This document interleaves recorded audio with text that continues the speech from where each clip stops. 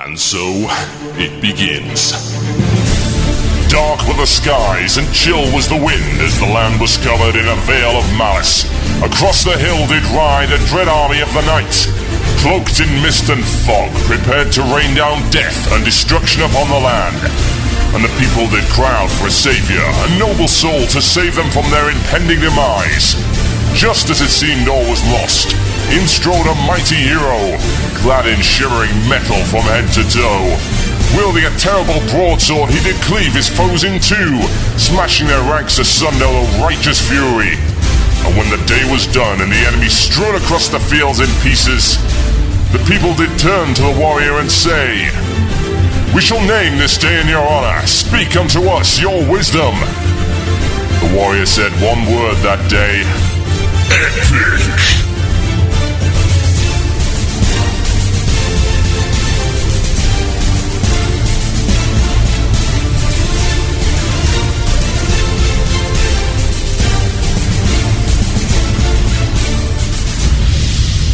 One man, one Murloc, one giant angry badger. This is Blue Plz. It begins now.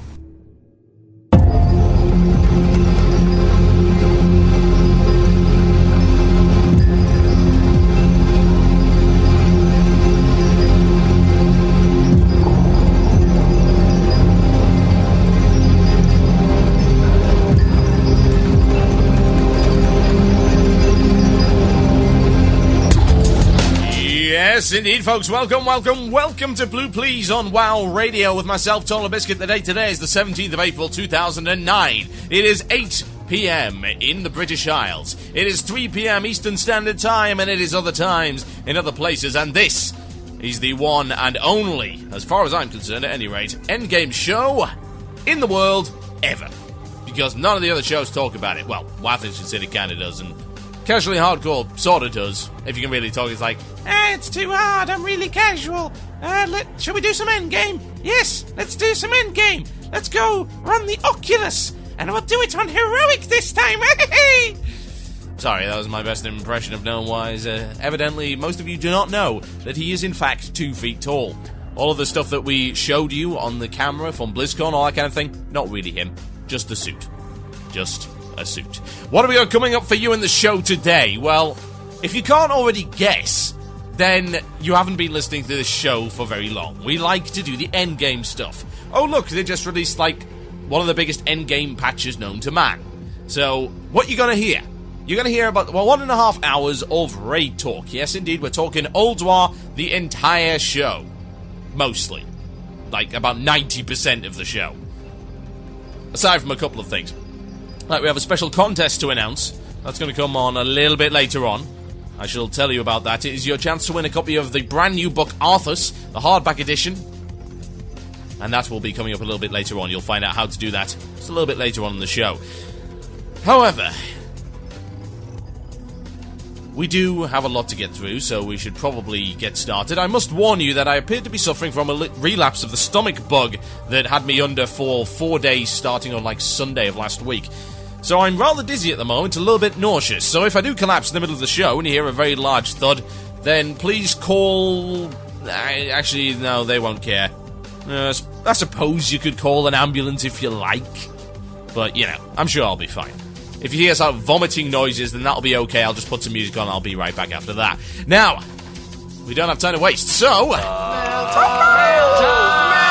That sounds like... It's mail time! Here's the mail. Oh, it never fails. It makes me want to wag my tail. When it comes... I want to wail. Yes, indeed, it's mail time, folks. That means it's time to read the mail. It's such an original feature that I'm sure no other show on the internet has ever done before. The first one comes from Gontar. The thread title, or should I say the email title, there is a thread in this email, says, "It seems that the new VOA is too hard. Or at least Americans claim so. Hi TV, take a look at this link. People cry over VOA's new boss and say that it is too hard." I'm going to have this posted in the IRC channel so that you can have a look at it. Sending it over to our monkey who is Moogie today, so 3 cheers for Moogie for filling in for absent friends. So yeah, he goes on to say, if only that half of that were actually true. Now just buff the difficulty by another 200% and maybe this instance will be normal. Yeah, this is the worst thread. This is a terrible, terrible thread. Ugh. Now, the only way that I can properly simulate how this thread should be delivered would be in the most whiny possible accent imaginable. Unfortunately, I don't have Dustin in the studio today, so I'll just have to try and do my very best. And it goes something like this. Not with this character, but for over 2 hours, silly people on the hard side cannot get tanks, etc. Because, hey, it's a PvP instance where you need 3 gear tanks at least, and then you need good healers, etc. So, VOA, which is a vast majority of PvP people, is now a PvE instance. There's no way you can bug this. We need a guild, or at least good tanks, healers, and DPS just to destroy the new boss of these farm minions. Way to go, Blizzard! This is a PvP instance where pugging is natural. Yet it's impossible for bugs. Wasted over 2 hours on that. The RL would not let anyone kill the easy boss. Since obviously 90% of the people would have just left since it was just Wasting our damn time. Sorry, but sure, a challenge awaiting Ulduar, but in VOA, yeah. The vast majority of PvP people, thanks. Anyways, my horde maze and myself, I just dinged 80 under a week ago, so no go for me. Huge fail! Easy epics, maybe if it were puggable. This is 9 for at least 3 really good tanks, and at least 3 to 5 good healers, and the DPS is a bit token DPS, I reckon. If you're in PvP gear, that's not really possible for 90% of the pack! Shut up! Seriously! Shut up! Stop posting small fries of Band of Death on BlackRock US. Never ever post again. Take your hands away from the keyboard. Better yet, take the keyboard away from your hands. Put it somewhere where you cannot reach it. Like, say, a blender. Something from BlendTech. Turn it on, get rid of the keyboard. Then, put your fingers in the BlendTech to ensure that your bollocks never reaches the internet again. Good God in heaven. I can't get my free tier 8.5! Boo freaking who? It's not a hard boss anyway. Oh my god, you need DPS? Barely. You need to be able to switch targets efficiently? Yes. Do you need DPS? You need a bit. Don't get me wrong, you need to be on the ball. Do you need to be decked out to do that boss? No. And to be honest, let's face it, if you needed to be decked out, then that would be okay because you're getting the next tier of stuff. Why exactly do you think you should be able to get free Furious Gladiator stuff from an instance? I mean, for God's sake. It was nice to be able to do VOA on a week-to-week basis to plug gaps in gear, based on, of course, a complete RNG of like, ooh, there's like 230 pieces of loot on this boss. Maybe, just maybe, I'll get something that's useful. Just maybe. But no. We want a free puggable instance where we get Furious Gladiators. Why does anyone support people like this? Why? I mean, they're an embarrassment to PvPers because PvPers want to earn their gear through PvP. They're an embarrassment to PvEers because they can't do basic fights like move out of the AoE and target the thing which is about to kill the raid. Oh, so bloody hard. Wah, wah, wah. I could show you a really hard instance. It goes by the name of Molten Core. Perhaps you should try it. Somehow I don't think you're gonna manage it at level 80, because you're terrible, in every possible respect. Bloody Americans. I'm saying bloody Americans, but that would have happened on the EU forums as well, had anyone been bothered to post it, just they wouldn't have bothered to spell it correctly. They might have sounded a little bit less entitled, but it still would have been bad. Don't get me wrong. So, you know, it's equality in stupidity here in World of Warcraft. I'm not going to apply race to that. Ugh. God. Shut up. Do not talk about PvE if you're too terrible to do a basic boss. And it is a basic boss. And for God's sake, you want tier 8.5 and Furious for free? You're playing the wrong game. Blizzard finally got it into their head that that wasn't a very good idea. They created a boss that had at least the tiniest semblance. I mean, it's not a hard boss. The tiniest semblance of difficulty. For people who are perhaps blind, deaf, dumb, and have no hands. Literally. You DPS with your nose. Maybe then it's hard. But only then. Hopeless, the lot of you. Right, we've got another email to go to, and it actually follows on quite nicely from this. At least it would have had the moderators come down on it like a ton of bricks, which is what should have happened. It comes from Daniel Kubi, also known as Polly, which, what? Polly? I'm not even going to ask, and it's spelt with 2 L's, so you can't get away with polymorph here. He says this: last Friday, a thread on the North American General WoW forums came up asking for the release date of 3.1, with the original post being. So I'm not expecting an answer on when the patch is going to come out, but I do remember a time where Blizzard announced the PTR was coming down 2 weeks in advance. This would be a sort of clear indication as to when the patch was coming out. What happened to this method? It was effective and put most of the community at ease. ANX responded with, "We'll be releasing the patch on." And then nothing else. And shortly after, Zareem commented with, "I think what ANX meant to say is that the patch is coming out at exactly..." And then nothing. A number of people appreciated the humour, however, when Monday came around, several people were unhappy with the casual responses, wanting more official and serious replies. What do you think the roles and attitudes of Blizzard forum moderators should be? Well, let me get this out there straight away. This follows up a little bit from the Ghostcrawler promised me a pony debacle from a few weeks ago. Let me get this out here right now. Ghostcrawler is the best thing to ever happen to the WoW forum community. By a long, long way. Because for once, he's someone that will tell it like it is, and will not use corporate PR BS to try and fob up off as many people as possible. It's like one of his latest posts was basically replying to a thread that was claiming that the conflag nerf was a knee-jerk reaction. And his response was great, because what he basically said was, players generally use the excuse of knee-jerk when they can't come up with a proper argument.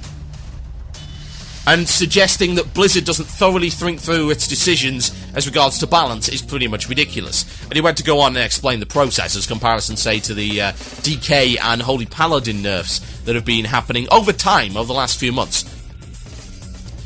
He's awesome. He's the best thing that ever happened to the WoW forum community. And there needs to be like 10 of him. And more to the point, every moderator on that forum needs to do exactly the same thing. What you got to understand is that it's not just about providing your customers with everything you want, yeah? Most companies do not have that facility. They'll have a customer service center to solve problems. They'll refund broken products, but they will not, by any stretch of the imagination, go out of their way to appease their customers over a long period of time.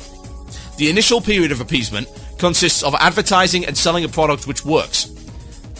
After that, they don't really care. Now, Blizzard provides a very good service in that regard. What I do not agree with is using it to pander to the community. You don't have to do that. The problem is, if you pander to them, they get worse. They get whiny, they get entitled, and they just want to demand everything.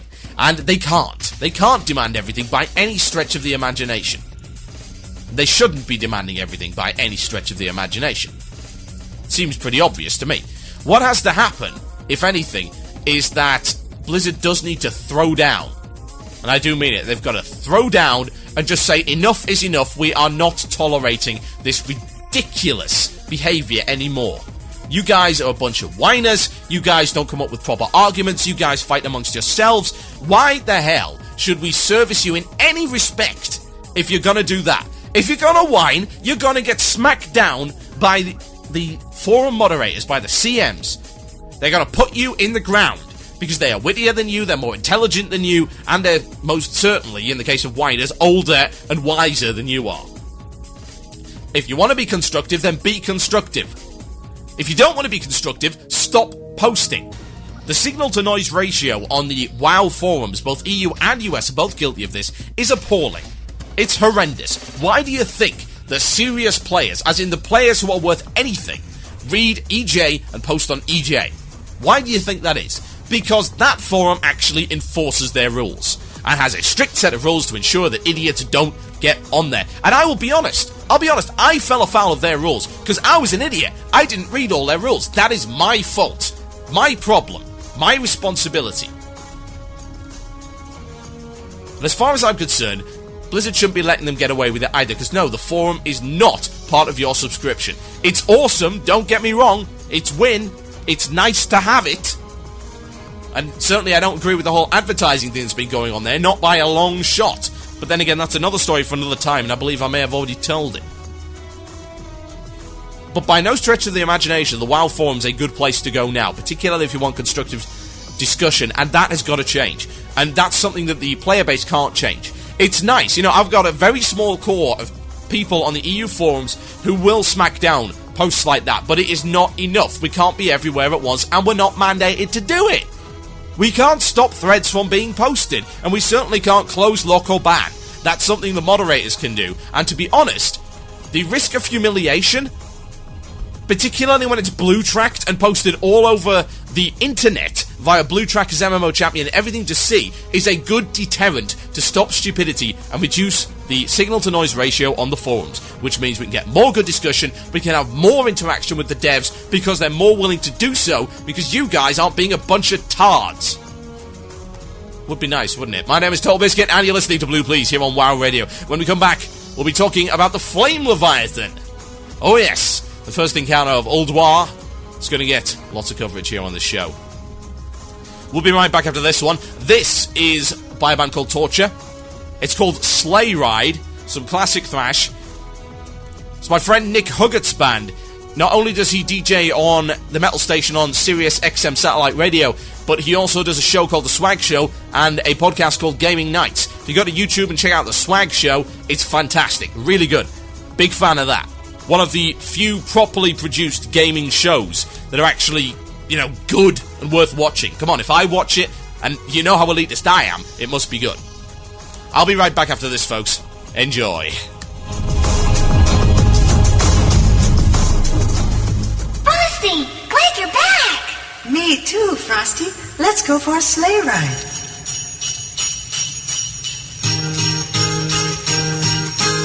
Let's take a sleigh ride through the square. Frosty and all our friends are there. Stop by the toy store just to see what Santa has for you and me. Come along, here we go. Sleigh ride through the falling snow. Stars are twinkling all around as we sing to the sleigh bell sound.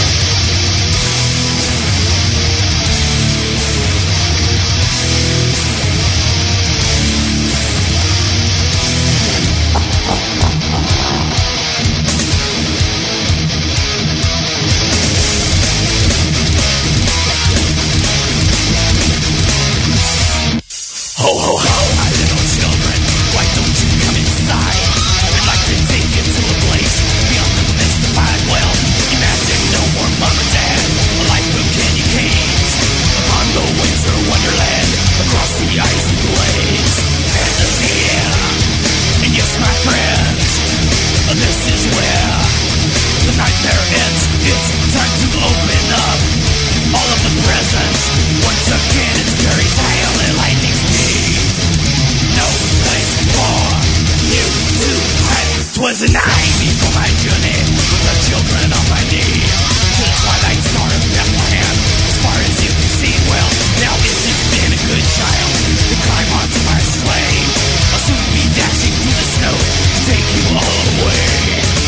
Ensidia, and yes, my friends, this is where the nightmare ends. It's time to open up all of the presents. Once again, it's fairy tale and lightning speed. No place for you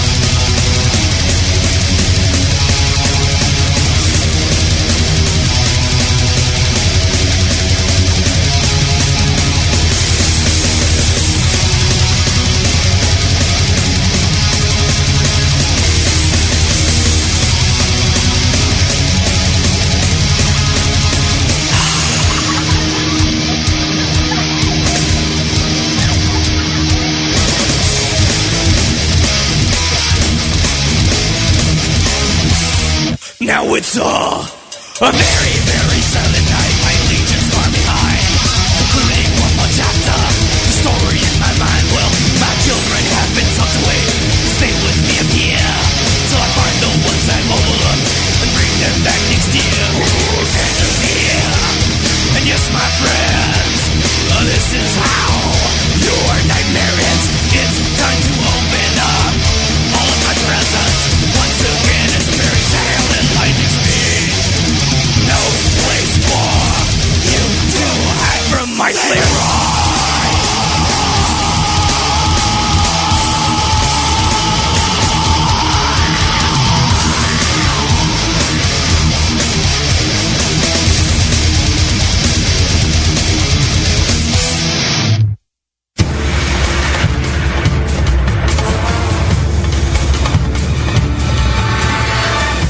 Yes indeed, folks, you listen to Blue Plz here on WoW Radio with myself, TotalBiscuit. That was a wonderful 7 minutes of heaven, or should I say hell, as regards to some classic thrashy sounds there. Big fan of that. Go check them out. myspace.com/tortureband. You can buy their album there. I already had several people asking me where to do that. Go check it out. They have the link to the buy there. Now, I've got a few things to cover before we go on with our next segment. I'll be telling you about the contest in 15 minutes' time. Not going to do it now. What I will tell you about is our petition to have the Baker added as the new hero class. Now, people have been asking me why I've been doing this. It's mostly to prove a point. And the point that I'm trying to prove is this. You can get a large number of people to ask for any old stupid thing, and that doesn't mean Blizzard has to grant it. The argument recently has been made that since a bunch of people, specifically about 600 or so, signed a petition to get classic realms, i.e. pre-TBC and pre-Wrath realms, made by Blizzard to play on, that they should clearly implement it and that they're not going to stop until it happens. Well, you know what? Before telling you guys about this on my show today, I had 484 signatures, and I only put this up a couple of days ago, and I twittered it, and that was about it. So, if you want to help me prove a point, then you can head over to the page to sign the petition. Yes, indeed. Sign the petition for the Baker class. It's petitiononline.com/Baker123/petition.html. That's petitiononline.com/Baker123/petition.html. Now, it's blatantly obvious that this is actually going to happen, because it's been started to be implemented already. Not kidding. It's already becoming part of the game. You see that baker's hat, that chef's hat? That is the first stage of the implementation of the Baker hero class. So you, my friends, can join the army of the bread. We need your support. We cooked up a brilliant idea, a half-baked solution, and we will just not roll over and accept their excuses. So yes, go support the Baker hero class. You know you want to. Right. Anyway, it's time to talk about a certain boss. As you may be aware, the new raid instance, Ulduar, was launched in 3.1, and we've been waiting for 5 months for this thing. Seriously, when it finally arrived... Hallelujah! Hallelujah! Hallelujah! Hallelujah! Yeah, it was that. There was clouds of angels coming down from the heavens. So many that there were literally clouds of them, with the harps and the trombones and the accordions. Those are the French angels. They're not very popular. So, what do we think about it? Well, that's a great question. Such a great question, in fact, I'm going to be spending the entire show talking about Ulduar in one respect or another. However, it is possible that you may be able to derail my Ulduar talk by participating in your interactive feature segment, as I like to call it, also known as Mail a Topic to TotalBiscuit and you might read it. It's the illusion of choice! Yes, you can email the Murloc@gmail.com. That is the Murloc@gmail.com, and I will shatter your illusions of choice here on the show for the last 15 minutes. Email in your chosen topic, and you may get selected, or you may not. We shall see what happens. Now, let's talk a bit about Ulduar. Ulduar is up in the Storm Peaks, as you might imagine. Ulduar has 14 bosses, if I remember correctly, one of which is only accessible once you kill everything on hard mode. Yes, it's that tough. That's why it's not down yet, but we're talking about that later in the show. First thing to talk about with Ulduar is the initial segment of Ulduar, the initial section, the first bit. Because when you go into Ulduar, what you actually see, and I imagine some of you have not gone in there yet, so if you don't want to be spoiled, well, I suggest you kind of skip the entire show, because you've got to get loads of them. But what I'll say is, you go in and you see this bubble, yeah? This kind of energy sphere being projected by a bunch of Dalaran battle mages, and there's a bunch of vehicles all over the place. And you see Bran Bronzebeard, and you see a bunch of people from the Explorers League and goblins and all that kind of thing, and they're chatting amongst themselves, trying to plan an assault into Ulduar, and you come along and it's like, hey, you can do it, and you start the event. And you've got to basically get to the first boss, yeah? But it's not the traditional kind of pulling. Oh, no, because you see, there are 4 kinds of vehicles in which you can ride. Is it 4? It might be 4 or 3, I can't remember. But there are demolishers, yes, it's 3. There's demolishers, there are siege engines, and there are bikes, choppers, yeah? And you have to ride in these things, because when you set out, when you sally forth past the shield, you are assailed by literally hundreds, if not thousands of mobs. Loads of them. Tons and tons of iron dwarfs. Loads of kinds of iron dwarves as well. And you've got to blast your way through.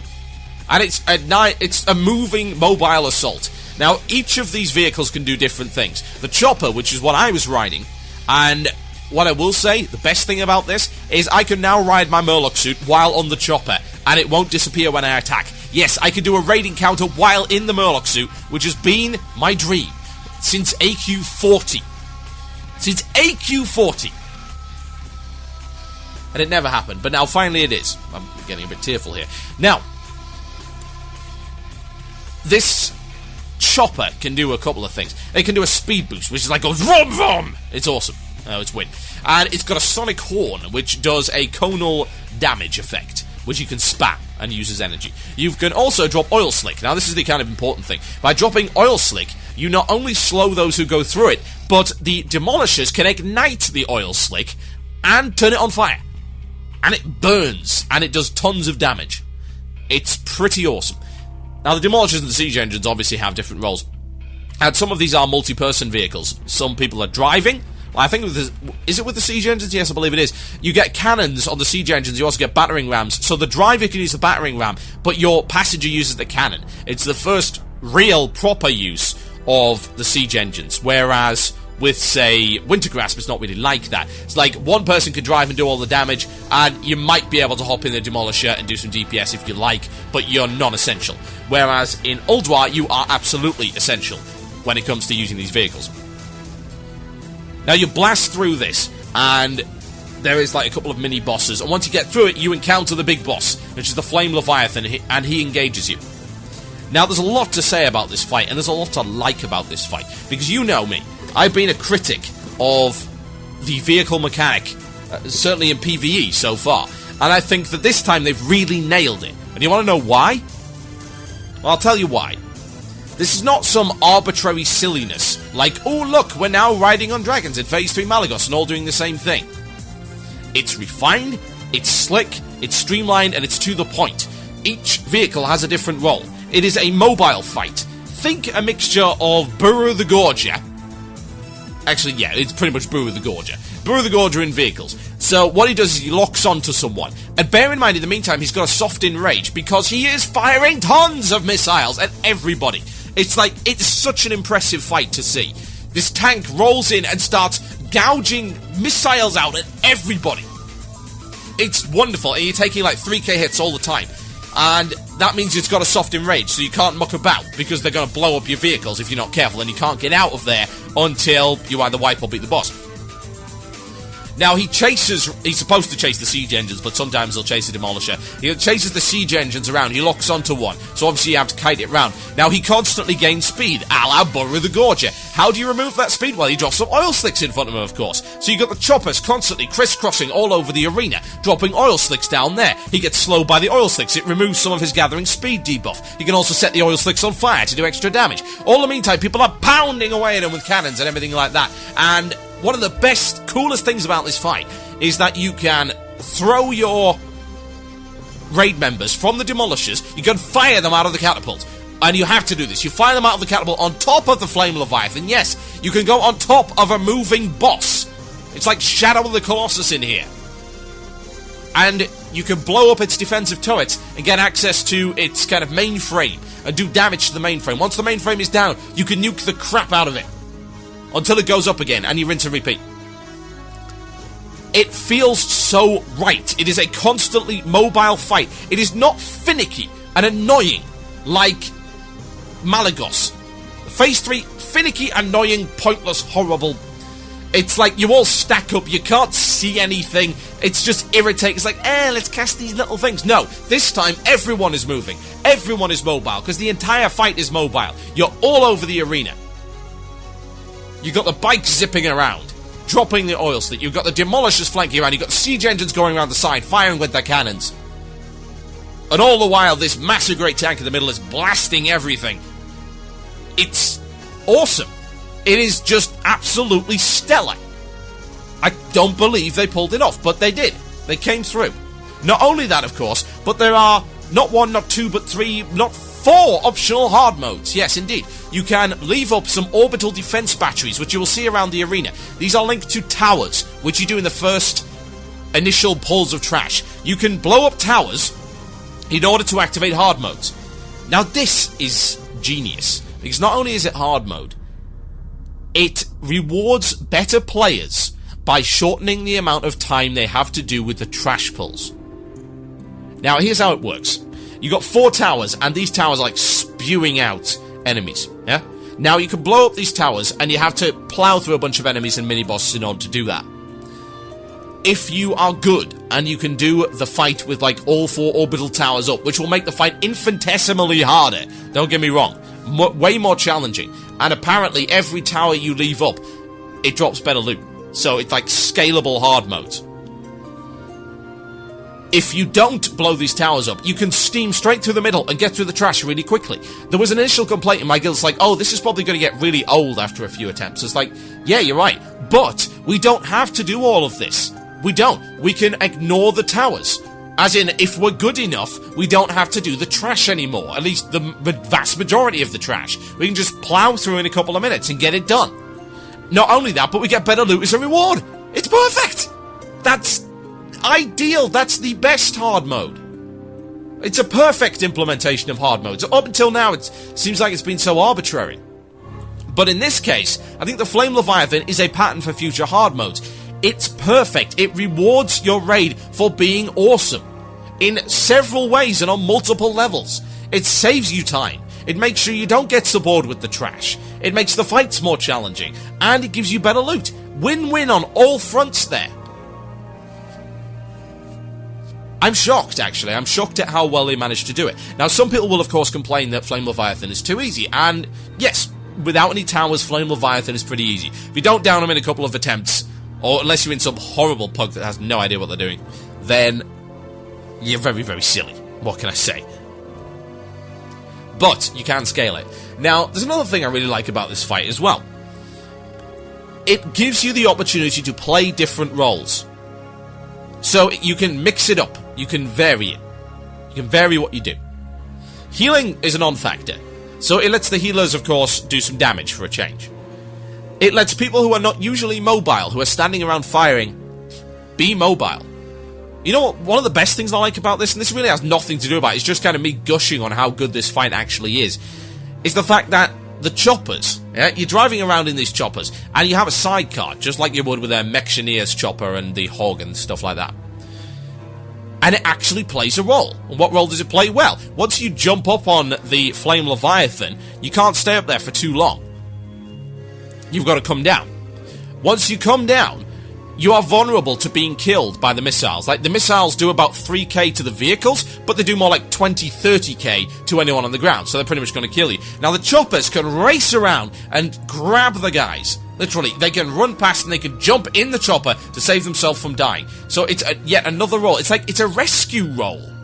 That's never been done before. Ever. You get to drive around and rescue people from dying. It's like kind of being a tank, only not. It's a brand new role for the game. We'd never seen it before. It's original. It's cool. Now, some people will dismiss this fight as a gimmick fight. And some people will say, oh no, more vehicles in our PvE, what's going on? But I will say this, it is only one encounter.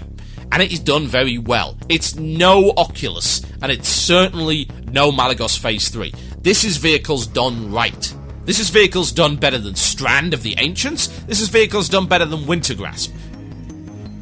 This is vehicles done in the way that they should have been done initially. The controls work, the arena is perfect, the boss is great fun, everything is fantastic about this fight. So you've got to give them kudos for that, because I never thought they'd pull it off, yet they did. So there you go. Yes, I love Flame Leviathan. Flame Leviathan is a great encounter. Yes, it's a little bit easy without the hard modes, but hey, don't like it easy? Then don't kill the towers. That is entirely your raid's decision. You're listening to Blue Plz here on WoW Radio with myself, TotalBiscuit. I'll be right back after this with information about how you can win a copy of Arthas Rise of the Lich King. Only here on WoW Radio. And after the break, we'll be talking about Ulduar's difficulty level. I'll be right back after this, folks. You're listening to Blue Plz on WCRadio.com. Enjoy.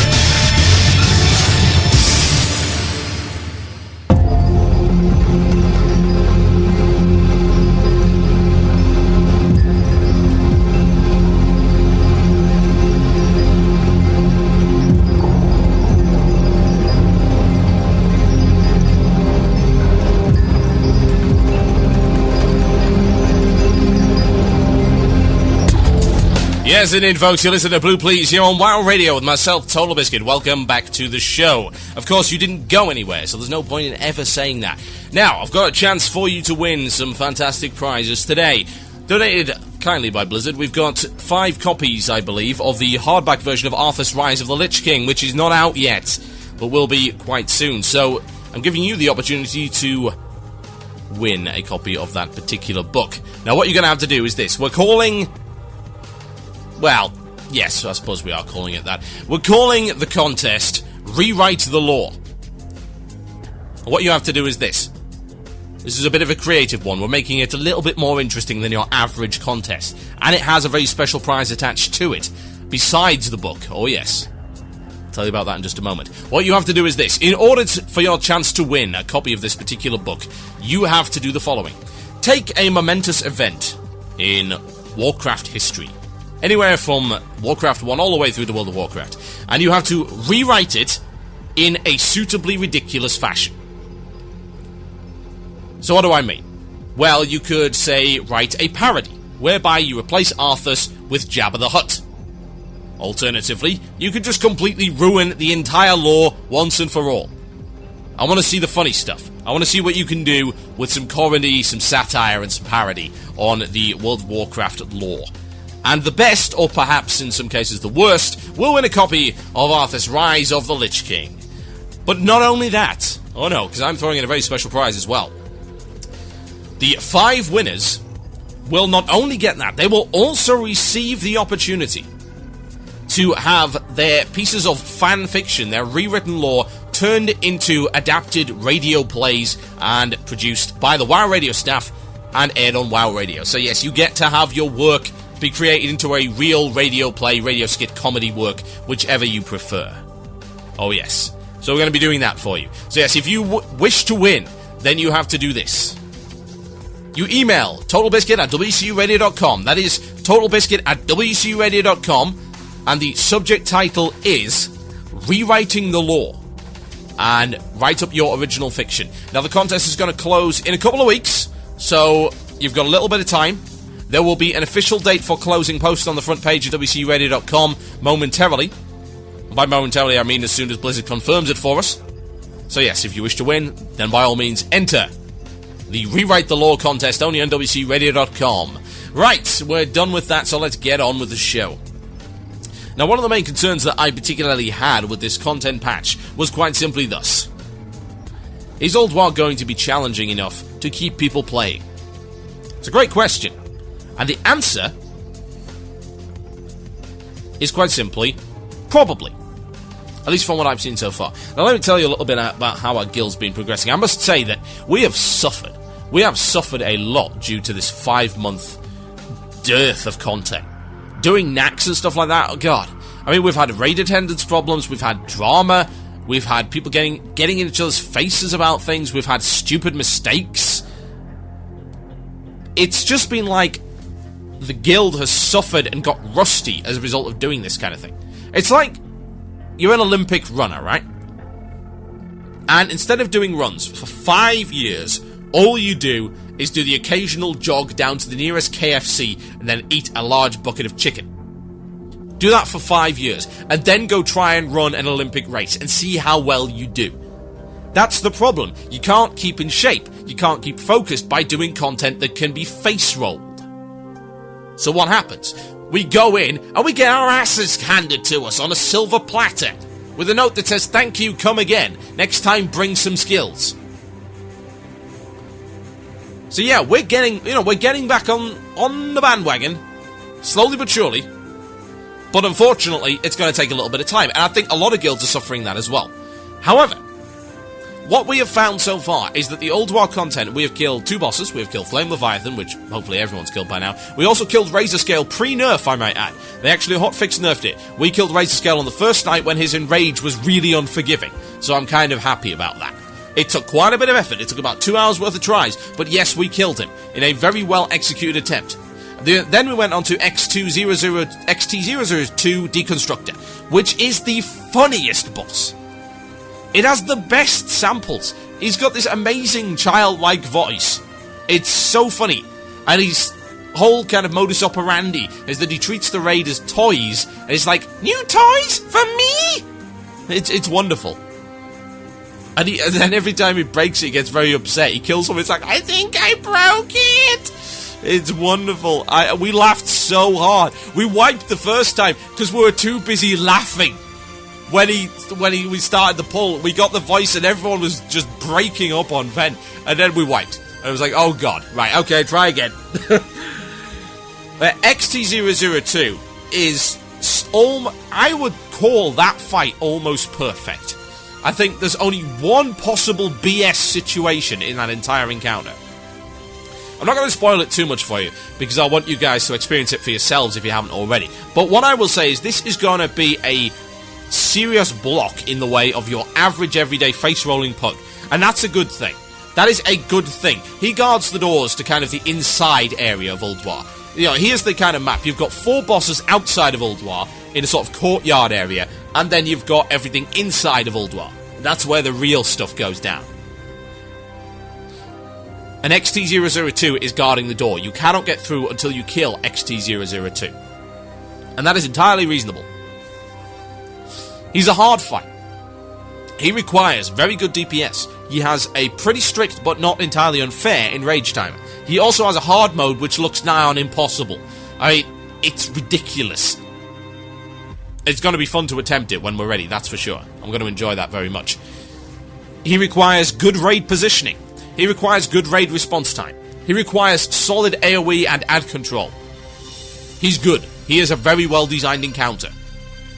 He also requires exceptional healing, because he has a mechanic whereby he will pound the ground for 12 seconds and do 120% of your health damage to everyone in the raid, which means that everyone needs a heal. Everybody. It's like you got to pop your health stones, get your shields up, everything like that. And yet you still see people die. Now, people dying on this encounter, especially if you're geared in like Nax gear, you're going to be just on the level to DPS this guy down. And even then, only if you do it well. So if you lose people on the tantrums, then you're basically dead. You're dead in the water, he's going to enrage, he's going to one-shot you, just GG. The only BS element of this fight, in my opinion, is that when he does a tantrum, if one of your raid has one of the bombs on it, then you can end up losing people and not be able to really do much about it, because the tantrum also slows you, which I think is a little bit unfair. But regardless, if you know what you're doing and you're well-spaced, that shouldn't be a problem. Your melee group should all be basically stacked on top of each other, and if anyone gets a bomb, they should be running straight backwards. There should be a nice empty area for them to run into. So, you know, maybe your melee might take a little bit extra damage, but your healers should be able to account for that. Anyway, I'm not going to tell you anything more about the fight as regards to strategy, but what I will say is that it is a challenging encounter. It is well put together. It's like combining Void Reaver with Baron Geddon and a ton of ads in the process. It's brilliant. Now, the question is Ulduar too hard? Is Ulduar hard enough? If they were aiming for it to be face-rollable by pugs, at least without the hard modes, then they fail. Because it's not. Flame Leviathan is, but even then I think pugs are going to like have a bit of difficulty grasping the different mechanics that go into Flame Leviathan. Razor Scale, on the other hand, is not puggable by a face roll. I mean, it is now because it's enrage timer got nerfed, which is kind of a shame, I must say. That is a shame. But it's hard. Ignis is pretty tough, and XT002 will kill. It will just absolutely flatten a face-rolling pug. So that's something that I'm actually very happy about, because they did promise that this would be like the second-year course after Raiding 101. And let's face it, Nax was Raiding 101. It was too easy, way too easy, and this instance is not. Now, Ensidia cleared it really fast, and people are saying, oh, well, Blizzard failed again to create hard content. Right, just get this in mind. This is different. This is different to last time. The concern, and Ensidia posted about this. I'm going to make a prediction right here. I know some Ensidia members are listening, as they always do. Don't let this influence what you do. But I'm going to make a prediction here.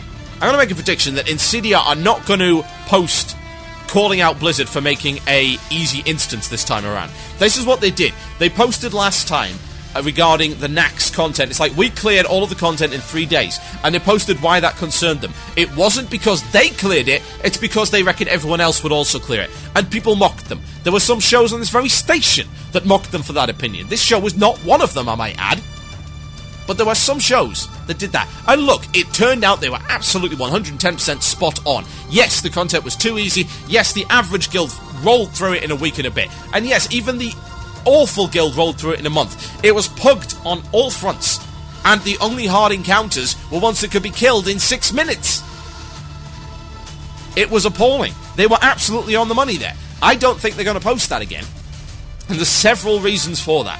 Hard modes are one of the reasons. But I do believe that you got everything you throw at Ensidia now, except for maybe Algernon and maybe a couple of the hard modes, is going to be absolutely steamrolled. Now, the fact that they have to spend some time on Yogg-Saron demonstrates that it is at least a difficult fight. Bear in mind, they absolutely destroyed Illidan as well. Are you suggesting that Illidan pre-nerf was an easy fight? It wasn't. It was not even close to being an easy fight. Yes, they killed it in 24 hours. Because they're good, and that was Nihilum. That was Nihilum and SK. That wasn't Ensidia. I mean, Insidia's like bits of Nihilum and bits of SK. How can you expect that guild not to demolish anything in its path? It's pro, in a very literal respect. So clearing it that fast isn't a problem, because even the bigger guilds, even the really good guilds, are going to struggle. And if they don't struggle, they're certainly going to be struggling on hards. So, I'm not too worried about that. In my guild, you know, I'm a pretty experienced raider. I've been raiding for a very long time. And I'm a bit rusty, don't get me wrong. But XT002 is a challenging fight. I found it challenging. It taxed me to some degree. And that's important, because stuff up to now has not really done that. Sarth 3 Drakes has. That's about it. Even Sarth 2 Drakes doesn't vex me. Not at all. Malagos doesn't vex me. It's not a big deal. I mean, for God's sake, what's hard about Malagos, really? But this fight, it vexes me. Razor Scale vexed me, to some degree. A lot of cool stuff going on in that fight. And I'm seeing this as a very nice trend. This is going to separate the men from the boys. This is not some inaccessible instance like Sunwell. It's not even an inaccessible instance like Black Temple, because Black Temple pre-nerf wasn't done by that many people. Not even close. And that's kind of sad, because it was a pretty good instance. Now, Ulduar is more accessible, but it's not easy. This is a logical progression. Consider this, yeah? If you're going to take anything good, and if you're just one thing good out of the 5 months of fail that we've just had as regards to raiding, take this. It was a reboot to raiding. Yeah? It was a raiding reboot. It was like, let's just forget everything that's gone before and start again. Because we failed to get a lot of people into raiding. The numbers, to some degree, spoke for themselves. Now, this is partially Blizzard's fault, and it's also partially the players' fault. The players were whiny casuals that didn't know what they were doing. They just expected epics to drop from the sky. When it didn't happen, they complained. So, it's partially their fault, and it's also partially Blizzard's fault for not designing a proper way to get into raiding in TBC. Because Karazhan wasn't. Karazhan wasn't the right size, for one thing. You don't have an introduction to raiding be smaller than what you're supposed to be doing in the rest of it. It's like, this is our introduction to raiding. Now, you've got to take 1.5 times extra number of people and go and do all of this stuff. No, that's not a good way to do things. But what has happened this time around is like, right, okay, here's the easy stuff. This is what you do in raiding. Now, we're going to start again, and we're going to start moving up, and we're going to make sure that our difficulty curve is more accessible. And it's more even. But that doesn't mean easy. Not anymore. Not with Ulduar. Ulduar is not easy. If anyone comes around and tells me that Ulduar is easy, I will tell them they're talking out of their arse. Yes, people are going to have varied success in Ulduar. No two ways about it. And yes, I know that our guild's rusty. I'm rusty. No two ways about it. But it's not easy. It will be challenging. You will be challenged in this instance. And that is a good thing. Even if you're not challenged by the main content, you'll be challenged by the hard modes. And Algernon is going to eat your face. I think that's pretty clear now.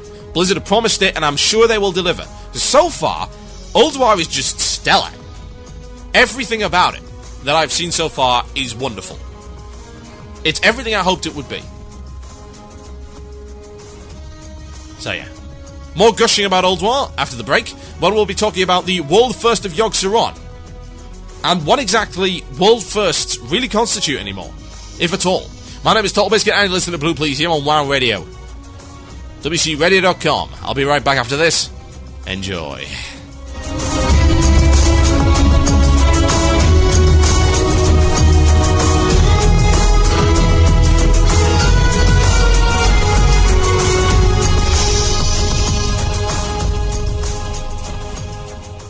You're listening to the podcast and archive of Blue Plz. Music was removed due to copyright concerns. If you'd like to hear the music, tune in live on Fridays at 8 p.m. British Standard Time.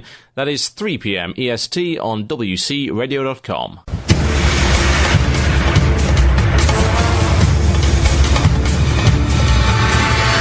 Yes, indeed, folks, you're tuned into Blue Plz here on WoW Radio with myself, TotalBiscuit. Now, I've got a few things to say. I've got a jam-packed show today. I've got so many things that need to be announced. Just a quick note to those who like esports or who just have a vague passing interest in it.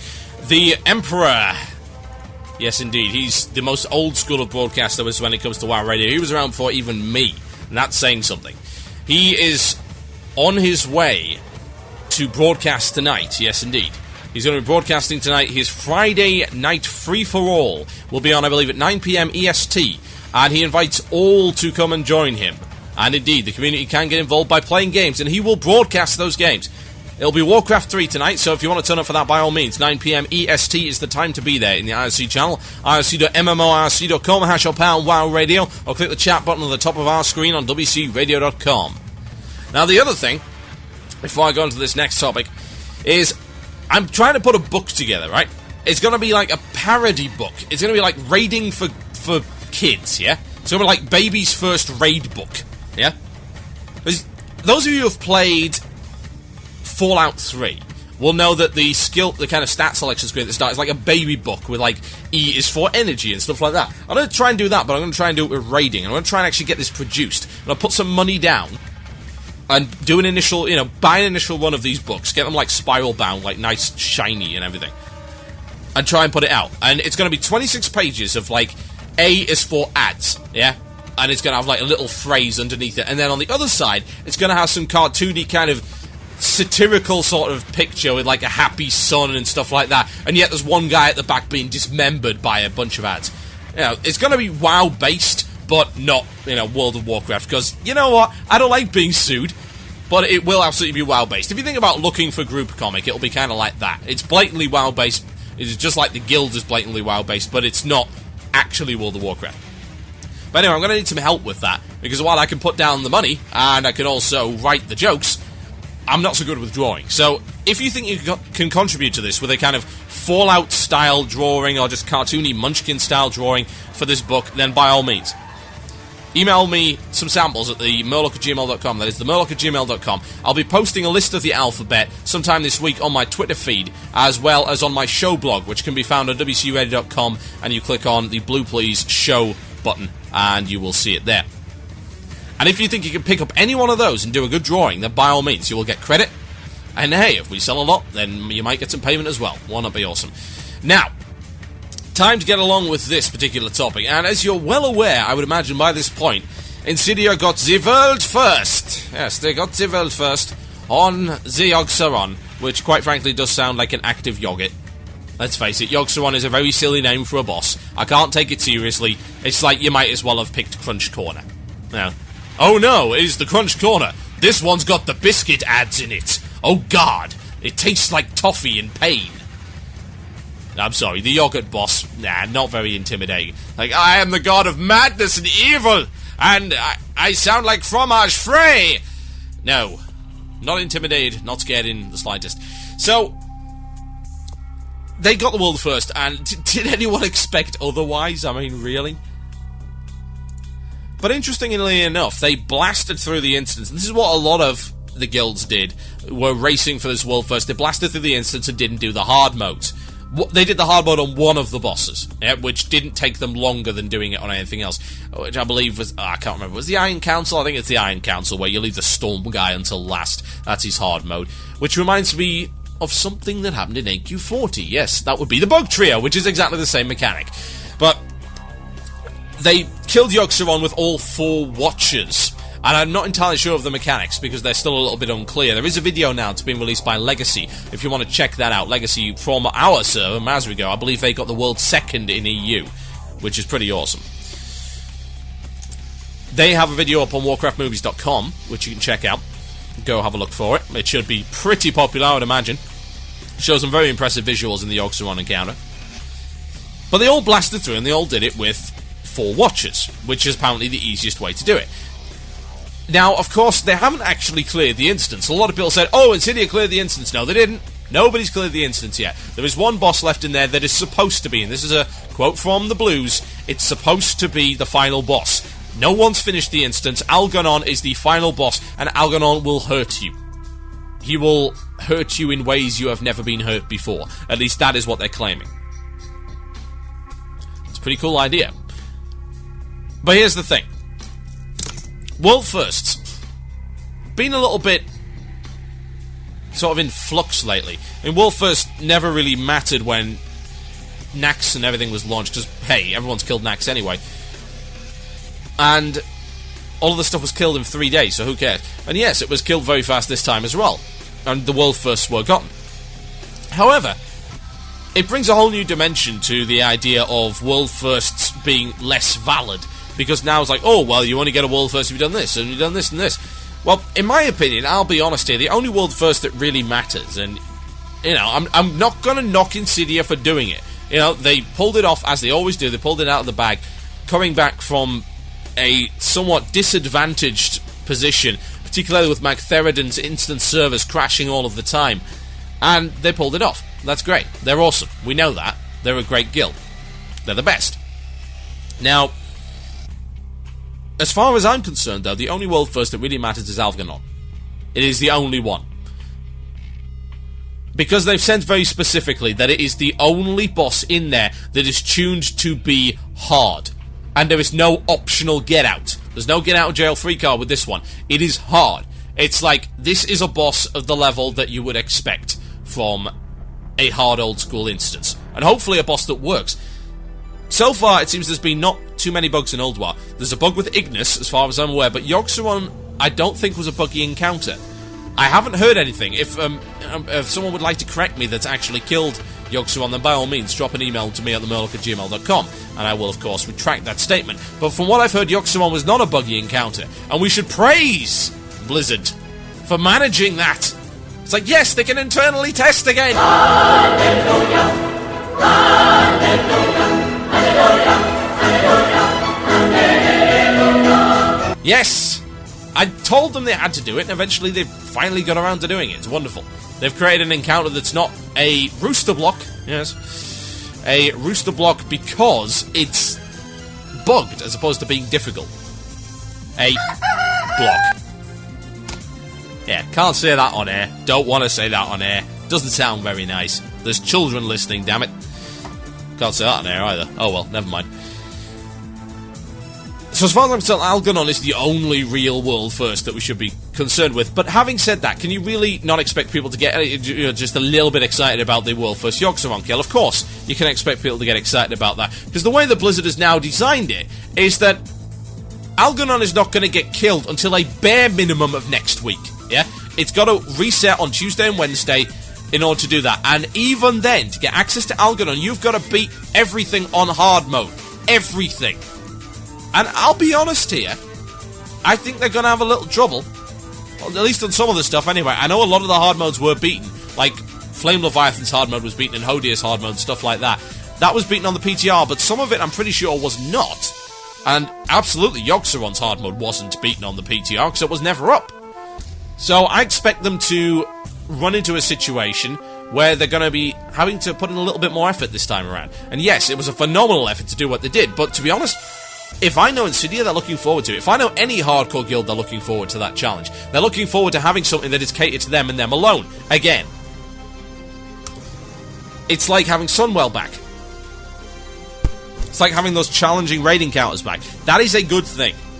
Giving them that option is a positive thing. But what's going to happen with the World First? That's the great question. Because are we going to get a lot of World First next week? Oh, we got World First kill with whatever. This and this and this. I mean, the only two that I remember, I think the orbital one, it was Flame Leviathan was killed with the orbital defenses up. And of course, that's actually the quicker way to do it for Ensidia. So it saved them a little bit of time when they were rushing through. So that's logical. But a lot of the other stuff they didn't really do. Are they going to? Where's the World First Heartbroken? Hasn't happened yet. You know Heartbroken? You know how hard that is? I mean, that's going to be ridiculously difficult. Just to give you an idea of what happens with the Heartbroken achievement, there is a situation within XT002 whereby the heart can be DPS'd. If you can kill the heart, bear in mind this thing has 7 million HP and you only get to DPS it for like 20 or so seconds. I mean, that is ridiculous amount of DPS you got to put on that thing. Going all out with everyone, including our healers, we got it down to maybe half health, and that was nuking hard, and we're all in tier 7.5. So I expect that not to be killed until everyone is decked in tier 8. So that's something that's going to actually provide... It's a gear check. You know, finally it is a gear check, but it's an optional gear check. That's the best thing about it. Gear checks were considered pretty cheap back in the day, because you couldn't get past it until you'd acquired a certain amount of gear, and that took an arbitrary amount of time, as well as a bit of luck. Not a good thing. However, this is an optional gear check. You don't have to do it, but when you do it, expect to be killed horribly. In a myriad of different ways. It'll be exciting and awesome to watch. So, I think there is some value in saying that the world first that really matter are stuff like that. Stuff that is so phenomenally hard that doing it is actually going to be something that most guilds probably won't. You know, this is going back to the Sunwell situation. They were claiming that only about 5 or so % of active raiders, or was it 5% of the community, of the player base, actually saw any of Sunwell. Even though it had no attunements, because they just couldn't do it. It was just that hard. And people complained about that, and Blizzard said they didn't want a repeat situation, and this is their compromise. Their compromise is to give you these optional hard modes. And the debate as to whether or not the optional hard modes would turn out to be good content continues to rage. Are you surprised by that? I'm certainly not. Because what you're asking people to do is, of course, to do kills on existing bosses with different ways.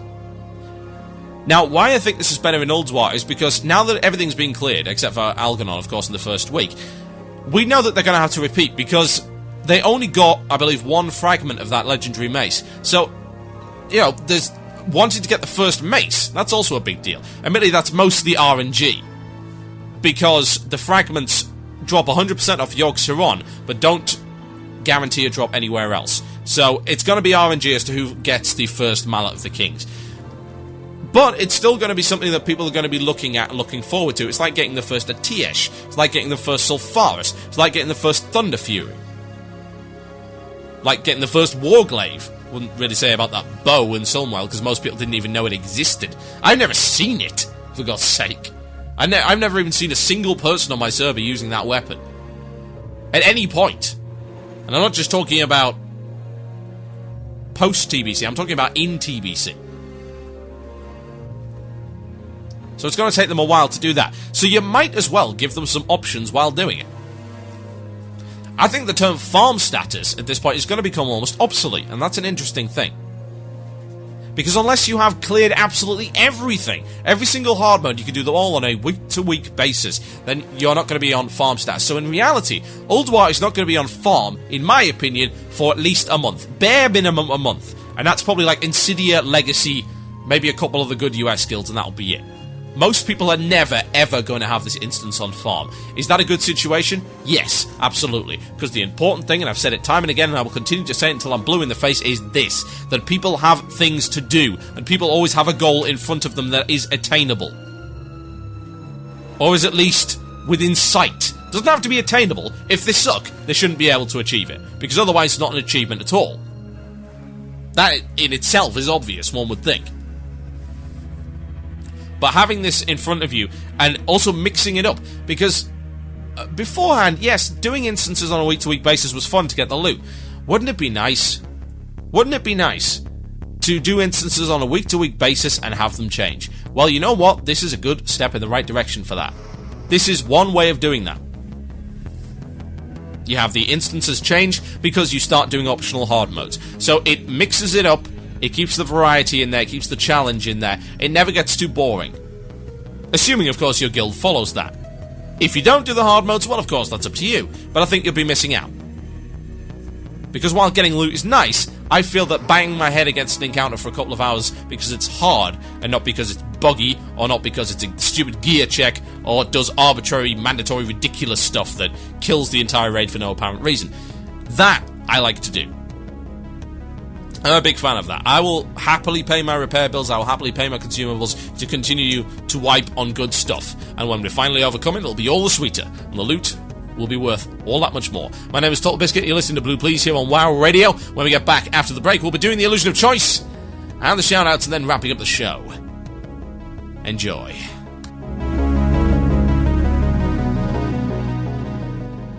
You're listening to the podcast and archive of Blue Plz. Music was removed due to copyright concerns. If you'd like to hear the music, tune in live on Fridays at 8 p.m. British Standard Time.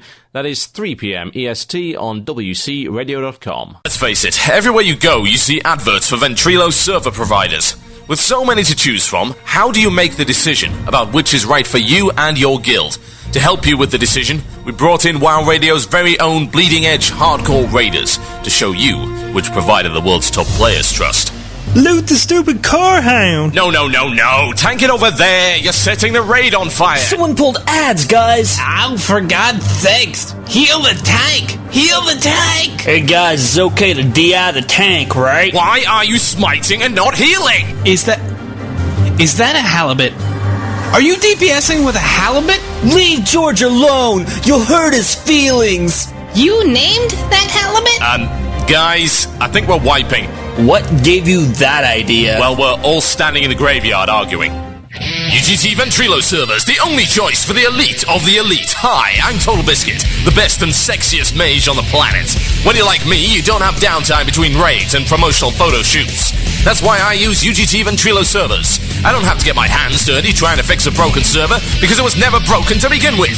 UGT servers provide crystal clear voice communication with excellent hands-on support to make sure your server is always up and running. Not only that, their prices are so low, I was able to use the extra money to buy this £32 salmon. What, you didn't think I was going to be outdone by Dustin, did you? Hey guys, want to run some BRD? Get your premium quality Ventrilo server from UGTservers.com. Be the best. Well, second best.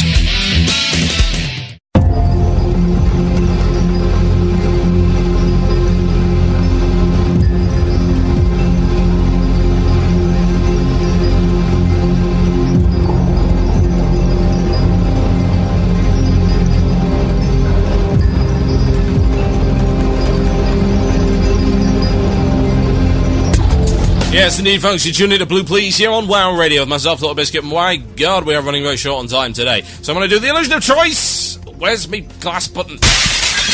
There's me glass button. Yes, totally professional on this show, as you might imagine. Let's go check out the mailbag and see if there is anything good whatsoever. Probably not. Some guys, talk about the Pirate Bay guilty verdict. It's like, oh, for God's sake, this has got nothing to do with WoW whatsoever. Now, I'm not going to take sides in this stupid debate. I'm not going to certainly support a site that blatantly, and I do mean blatantly, went out of its way to provide links to illegal material. We've all downloaded something dodgy in the past. We can freely admit that. But openly supporting them and saying, oh, it was wrong to return a guilty verdict, get a grip on reality. Seriously, these guys are not heroes by any stretch of the imagination. They just provided lots of free content for you. Anyway, copyright debates aside, and yes, I could go on about this for weeks, so I'm not going to. Let's have a look at the rest of the emails. What else have we got? Weapon skills. Hey TB, last night I was searching for stuff about the old Nax Ramus, and I was surprised that I couldn't find any info about the encounters anymore. Just like some people, I was unable to do Nax pre-Wrath. My question is, how is Nax 25 compared to the old Nax? How was the trash? Did they change some boss encounters, etc.? Thanks for reading. Well, that one's from Greets, Scullyhead, Zenadar EU. Right. Well, I can go into it very briefly because we're rapidly running out of time. What I can remember, and it was a long time ago when I did Nax, the entire instance was basically declawed, right? As in, they took out pretty much every deadly ability. Yeah? Except for maybe one on Kel'Thuzad. It's like, for instance, the way that Thaddeus works, yeah? If you failed on the Thaddeus polarity, you not only were you dead, but pretty much everybody else was dead as well. Yeah?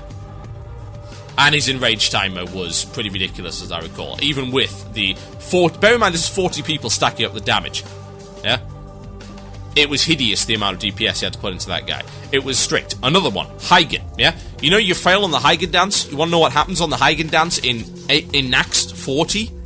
Like, pre all of this silliness? You die. You fail on the dance, you die. You walk into the big slimy thing, it kills you.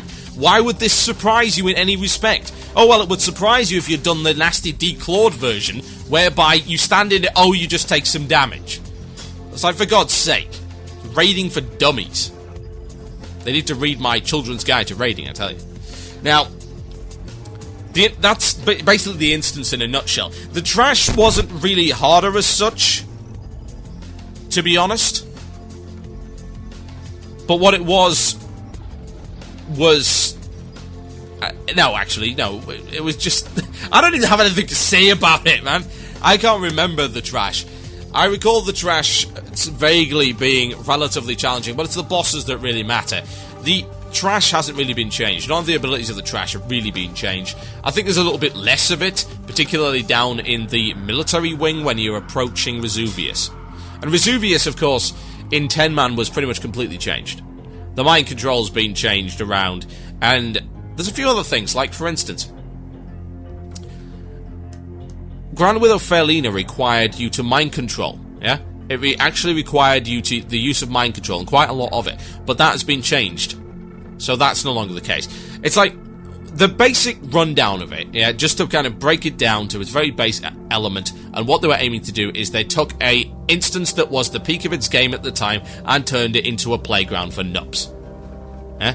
And I might not ever forgive them for that. Yes, it's nice to let people see it, but they're not really seeing it. That's not how it used to be. That wasn't even how it was in TBC. It was still hard to pug in TBC. Really, it was still hard. That is testament to how challenging that instance was. So yeah, not the real Nax, you never saw it, and unfortunately, at this rate, you never will again. Of course, if I decide to do any more petitions, we can do the bring old Nax back so that the classic radius can go and get some tier 3 again. That would be nice, wouldn't it? But it's never going to happen. Shout out time, folks. Email themurloc@gmail.com or Twitter me on TotalBiscuit. That's twitter.com/TotalBiscuit. Alternatively, send me a message on IRC. That's IRC.MMOIRC.com. Hash or pound WOW Radio, or click the chat button at the top of the screen on WCRadio.com. Or send me a carrier pigeon. All of these methods work and work well. Except for the carrier pigeon takes a little bit too long. Although I might get it in time for next week's show. A shout out to Ozoas. I think that's Ozoas. And my level 29 Druid Twink Gear. He's great. Oh, you're the worst. Seriously. You are the worst. You remind me of those terrible adverts. Also, shout out to my girlfriend Centane, who flew back to England today. That's generally not a good thing, usually. Hey, Timmy, is there any chance you can put up the archive tonight? No! You're not having it. You're just going to have to be patient. If you miss the show, that is your own fault. Yeah, you might be at work. Yeah, you might be looking after the family. It's good family listening. Put it on the speakers and let everybody hear it. I know some people that do this. They do the old, like, 1920s style of family gathering. They gather around the speakers and listen to Blue Plz. It happens. I've had emails from people that have said this happens. Their entire family listens to this show. Now, how responsible that is on the part of the parents, I don't know, but there you go. A shout out to any guild who will take a hunter or two on Cenarius. Call me. That's from Riff Raff. Can I get a shout out to High Grade, the Swedish raiding guild that has adopted the best Dutch tank in the whole of Europe? Well, I'm pretty sure some of Ensidia might have something to say about that. A shout out to Zawi on Defiance Brotherhood for getting Deadly Gladiator, and Zalgradis for being Imber. That is from Baker Zalgradis, who I believe has a terrible taste in music. A shout out to me, Slicker Snee, while I look for a new guild, because Nax killed my guild, and God, why did that place suck so much? I can't wait to go into Ulduar. Yes, indeed. Streetlight. That's not a shout-out, that's just a random selection of words. It's not good enough. A shout-out to Streetlight and Vandalizer on Arthur's US. Yes, that's a shout-out. That's how you do it. A shout-out to the Army of the Bread. All glory to the bakers and their doughy goods. That's from Baker Goldstar. Yes, quite. I think you people are taking this a bit too far. A shout out to Tribunal, a Guild of Nubs I volunteer to tank for on Dentarg EU. That is from Dunkirk. Yes, excellent. They're really going to like you after that one. A shout out to my guild, Amateurs Extraordinaire, who is going to Ulduar 10-man as we speak. Go clear. Yes, 10-man is apparently a lot easier. Go try some hard modes. Do it properly. That's the way to do it. Otherwise, you be scrubs. I'm out of here, folks. I've been dizzy and nauseous for the past, an hour and a half, but I've soldiered on because I am truly hardcore. You've been listening to Blue Plz here on WoW Radio with myself, TotalBiscuit. Thank you for listening, guys. You've been a fantastic audience, as per usual in the IRC. Love it. Thank you for the emails. You're fantastic. Check out the rest of our shows on WCURadio.com. Don't forget to subscribe and rate our shows on iTunes. All of them are available there, except for, I think, Saturday Night Main Event, which will be up shortly as soon as the iTunes moderation thingy, whatever it is, goes through. Otherwise, you can subscribe to the RSS feeds on our website. All of them have RSS feeds. You just need to click the links and subscribe. It's very easy. And remember our contest. Rewrite the lore. Take a major event in WoW history. Rewrite it in an amusing, comical, or simply completely ruining of everything manner. And email it to TotalBiscuit@WCURadio.com. As regards to the rules, there really are no rules. Anyone can enter. You can enter as many times as you like, so go to it. Your chariot and your free book awaits. I'm out of here, folks. Thank you for listening. Good night.